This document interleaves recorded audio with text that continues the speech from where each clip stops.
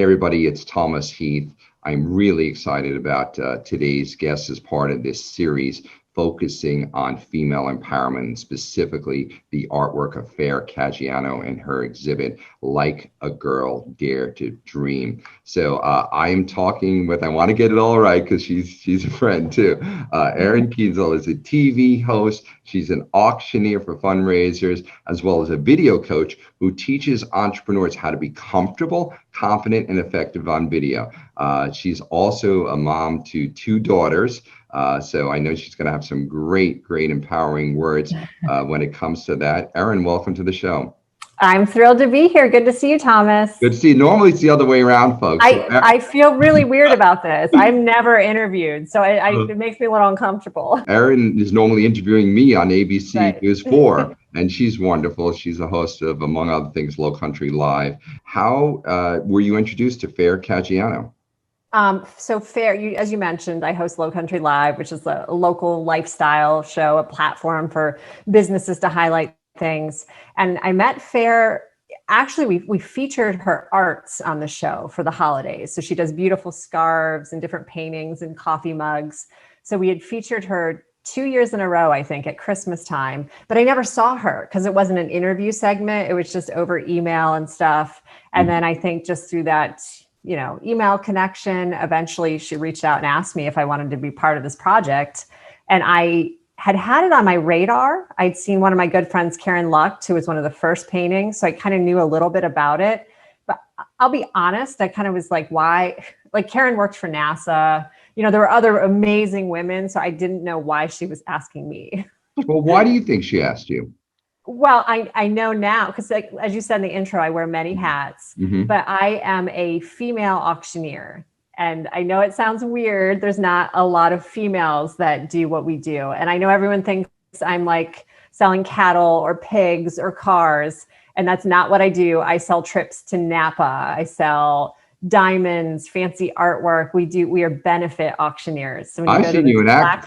You're awesome. I mean, you help raise a lot of money. I appreciate it. It's fun. Yeah, it is fun. Yeah, it's fun when you're doing it. You do a really good job.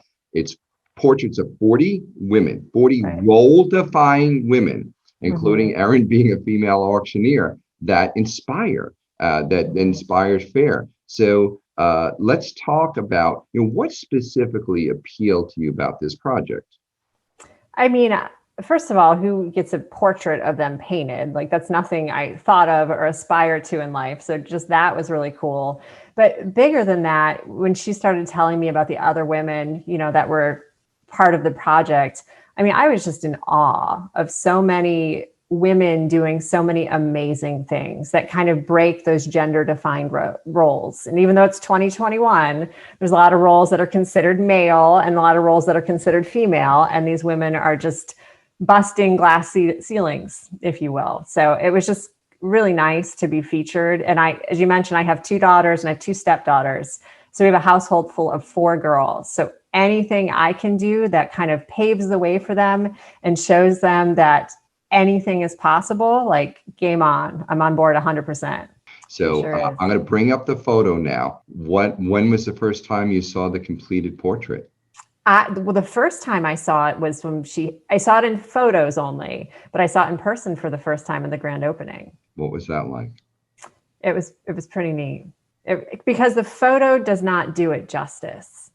Like you're just looking at a flat image on your cell phone and it looked great, but to be there, first of all, to walk into the City Gallery and see all of these women lining the walls, 2 floors, 2 stories of artwork that Fer filled was amazing. But then just to walk up and see the texture and the detail and appreciate, I mean, I don't know how long these paintings take. It took her 2 years to do all of them. But just the fact that like you worked on that for how long painting me, like it was a strange kind of surreal feeling. What would you say to a female, especially a young female, that she could learn from looking at these portraits, whether in person or online for the future? What could she learn from this?